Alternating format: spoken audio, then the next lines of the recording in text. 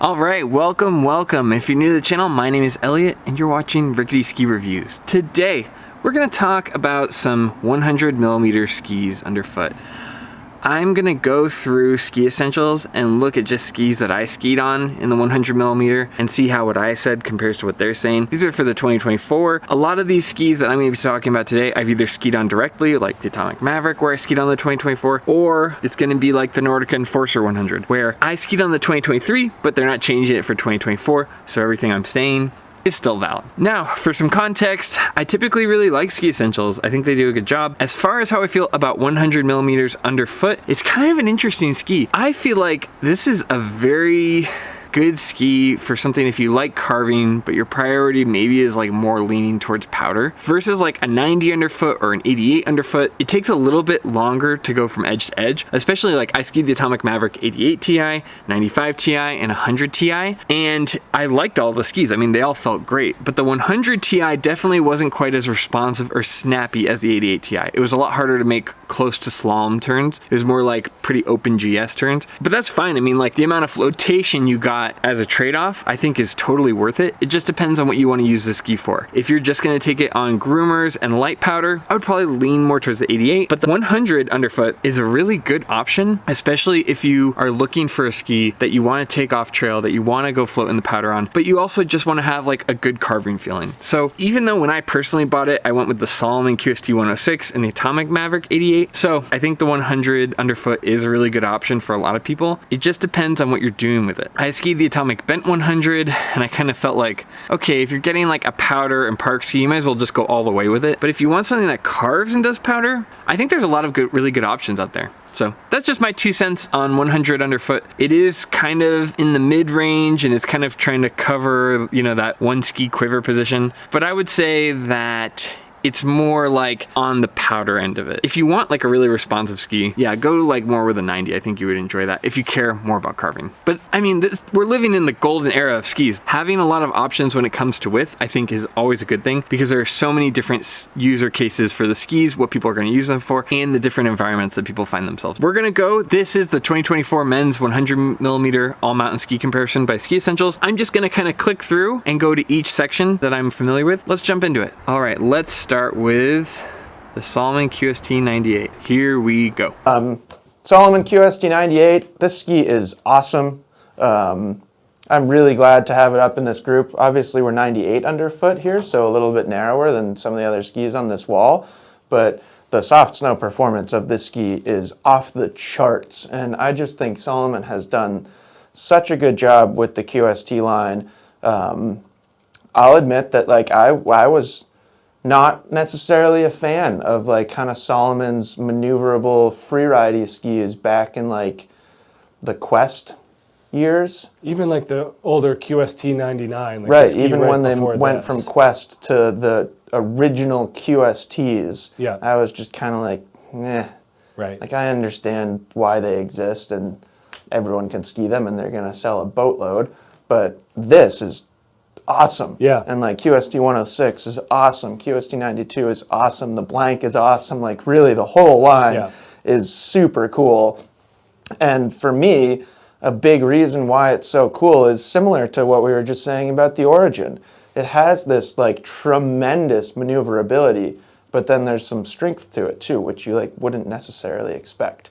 Yeah, I mean, that's exactly how I felt about the QST 98 because it has so much flotation. It's not a very heavy ski, it's not very like dense with the metal, but it still floats so well and it still holds an edge really well. There's something about that double sidewall combined with that kind of double extra bulge that just holds you in the apex of the turn super smoothly and feels really comfortable. And what's amazing about this ski is that it feels so light and maneuverable in the trees and in the powder that they still manage to make a good carving ski is amazing. And you've probably seen it if you watch my channel a lot. I talk about the ski a lot because I think that the Salomon QST line is the most innovative ski line that has come out in like the last 5 or 10 years. It's honestly amazing and it's very soft spoken. Not a lot of people around me ski on it. I don't hear a lot of people talking about it. Everyone else like is very braggadocious about, oh, we've got the new technology. Whereas I think the Salomon QST is actually engineered in a very innovative way, and I don't know. I think that we'll see this innovation stick around. You know, I've talked about in other videos about, oh, well, the Elan wave and all these things that kind of die down eventually. I think that the QST 98's shape is probably, I would guess that it's going to stick around. Yeah. Like really, the first time I had that reaction was on the blank. So I was like, how did you make a ski this good in snow, in soft snow, that still has grip underfoot? Yep. And all those characteristics apply to the 98 as well. So poplar wood core in this ski. We get that Salomon CFX material. We get cork damplifiers in the tips and tails. And yeah, I mean, they just said the same thing. Maybe I should watch these before, but yeah, that's my genuine reaction to it too, is like, how does it ski this well in the woods? Because I tested it in the woods and then I tested it on the groomers and I was like, okay, this feels great in the woods, but I'm not holding my hopes up very much for how good this was in the woods, that it'll be great at carving. And when it like actually locked me in my turn when I was carving, I was like, oh, this is actually gonna carve well too. Like I said, it's amazing. then we get a double sidewall construction underfoot. So a lot of little different elements in this ski, and I think that's really important because if they didn't exist, like I said, if you just had this shape, it would be very agile still and very maneuverable, but that's about it. Yeah, they got to add the pop and the power and stability in somehow. Totally. So it's cool how they do that. 1,970 grams, so just under 2,000 grams here. Kind of middle of the road weight, not too light, not too heavy, and then really, really, really pronounced rocker profile. So tons of tip rocker, lots of early taper too. Like that, the effective edge on firm snow of these skis is like half of the length of the ski. Yeah, and you know, they're talking about weight. There's a difference. I've had some comments that have been kind of confused in my videos. There's a difference between weight and flotation. A lot of that splay allows the ski to float without having to lean back on it. So there's a difference. You can have a ski that's light, but it can be kind of dense and it sinks into the snow. And you can have a ski that's kind of a middle weight like this ski, but it has a lot of flotation, so it keeps you above in the snow. So just wanted to clarify. I would almost say like the word I should probably be using would be buoyancy. You got to ski it pretty centrally if you want to really access the side cut. 100%.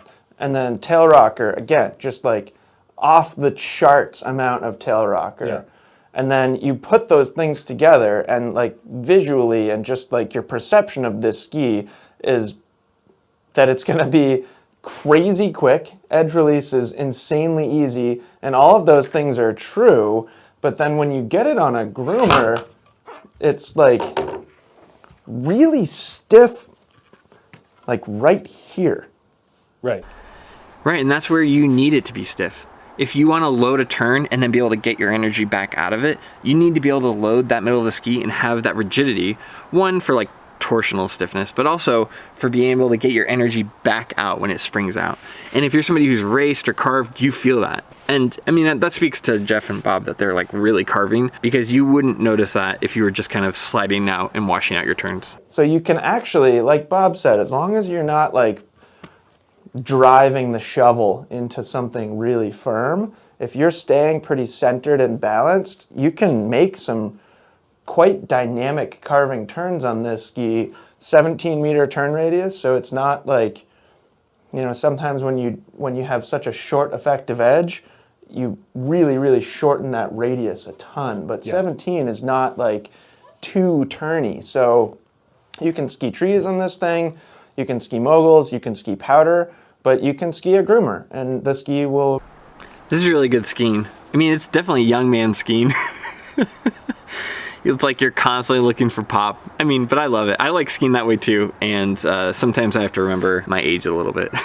It's like, oh, can't just jump around all day. Yeah, this is nice skiing. One thing you can see he's doing, like before he even turns, he has his knees bent. That's somebody who's like really familiar with carving. I think this looks like somebody who's ski raced, because if you're familiar with carving, you'll start preloading your boots. You'll start putting just like a little bit of pressure early on, so that way your turn's already kind of initiated, and then you can just give it a little bit extra energy. Rather than having to do like the whole motion and having it be really like sluggish, washed out turns, you can like preload your boot pressure a little bit to get snappier turns. So for anyone who wants snappier turns, that's a little free tip. Respond pretty darn well. it is not for skiers that should be shopping over in that end of the wall. Right. Like, it's still similar with the Origin and everything else that we've talked about so far. Like, you have to have reasonable expectations on a groomer, but yeah, it can do it. And then the other thing that I love about this ski is you can ski it backwards. There's plenty of rides back there to ski it switch. I've done it tons and tons and tons of times, and it actually like feels really good skiing switch. So if you're the type of skier that you want an all-mountain ski, but you want to be able to pop a 180, or you want to be able to go mess around in the park and like try and learn some entry-level park tricks, like this is a really good choice. Okay, and I'm definitely in that camp of like entry-level park tricks. Like I've done 180s, maybe a 360 on my skis. I used to do the rails on my snowboard. So my information is very limited. But from my experience, having those kind of splayed tips makes it a little bit easier, because when you're kind of spinning your skis around, when you're riding switch, it's nice because it kind of keeps your tips out of the way from catching. It's not gonna completely make it so that you're absolutely not gonna catch your tips, but it just having that little bit of rise makes it a little bit more friendly for people. But again, my park knowledge is like my weakest point, so take that for what it's worth. Yep. So it's just, yeah, I mean, I really like this line of skis from Salomon. I also really like what Salomon's doing in general as a company right now. We talked about this internally, they don't have too many skis. No, and what they do have, they do really well. Right. And they're very specific to certain things. It's right. Almost like they're kind of moving like in Black Crow's direction. Sort of, yeah. You know, and even within QST, like the 92 and the 98 are very different skis. Very different. So it's not, you know, it's not like this versus Serpo. Right. You know, it's kind of encroaching on that difference. So it's interesting what they're doing. Yeah. That's a really good point. I like that they're doing it that way as well, because like I see skis, I look for skis to review, and man, there are some companies that have so many different skis that kind of overlap for their user case, and it can be really frustrating. And you're like, which one is important? Which one do people actually care about? And when I look at Salomon, it's like, okay, you've got the Stance, the QST, and those are such nice skis that don't have too much overlap. I agree. I think Salomon's doing a really nice job. And I think that it's interesting that I don't see more skis like that. And I like that like you kind of said, they're focused in their direction and what they're trying to do. They're not trying to cover everything. Yeah. You know, like it feels like Salomon's willing to accept like,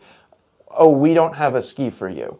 Yeah. I don't know who you are or what that skier is, but they're not trying to just blanket the entire skiing world, which some manufacturers do. I would say most major manufacturers try and build a ski for everybody.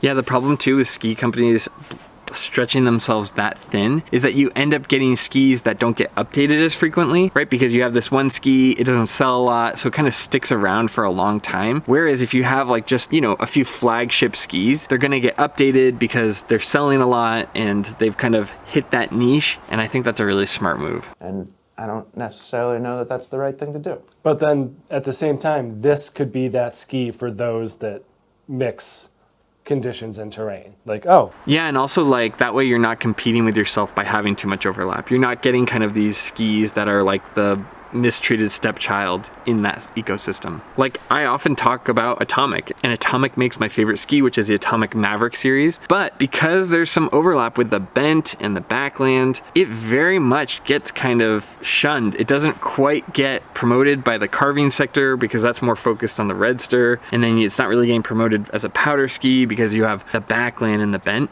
As much as I love Atomic's products, I totally think that that's the case with the Atomic Maverick, where it's very much kind of lost in the shuffle of being spread thin. Here's your QST 98.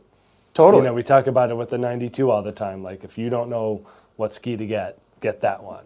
Yeah. You know, this follows the same principles, just in a wider platform. Yeah.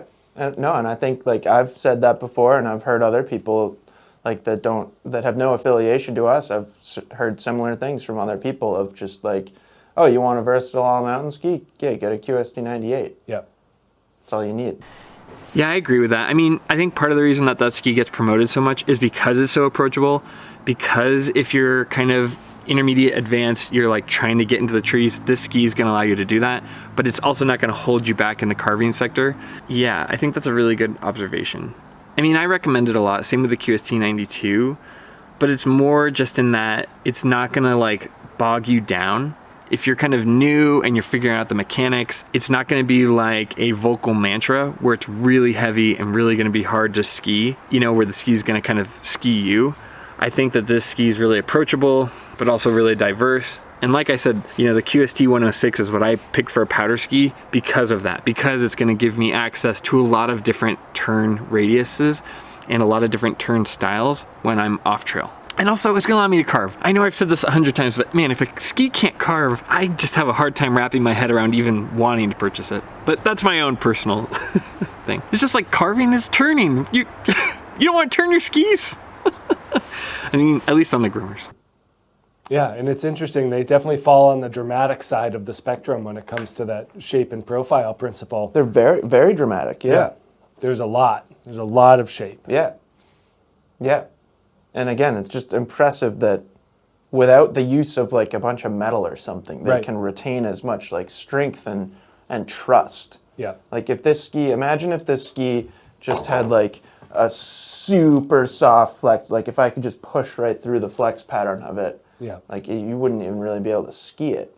So it's an impressive accomplishment from like an engineering perspective, and yeah. Yeah, that's what I said in my intro. It's amazing that this ski skis as well as it does. I also talked about in my review that it just feels so comfortable, like it holds you so well at the apex of the turn. And I think whoever is working on this ski at Salomon really prioritized the right part of the turn to have feel good, if that makes any sense. It's like having the apex of the turn feel comfortable for someone is so huge, especially for a diverse ski like this. And the fact that it doesn't have Titanal is honestly really surprising when you put it on your feet. So yeah, this video ended up being quite a bit longer than I thought, so I'm gonna break this into sections and kind of go through it day by day.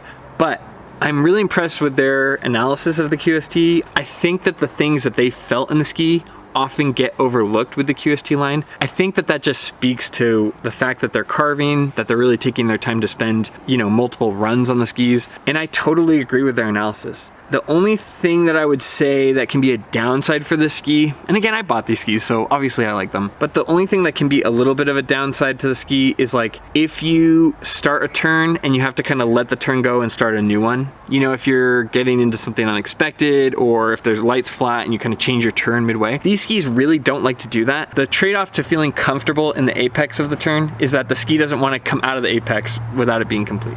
Now, that is such a small, minor detail. Like most people can deal with some washed out turns that it's not always going to feel comfortable when you're slarving your turns a lot.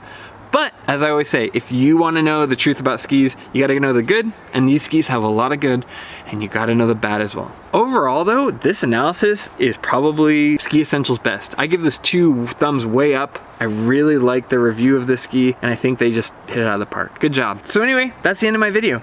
Thank you so much for watching. I really appreciate it. As always, if you like this content, please feel free to like and subscribe. Helps my channel out a lot. But more than anything, I just want to say thank you for watching. I really appreciate it. As always, I'll see you in the next one. See ya.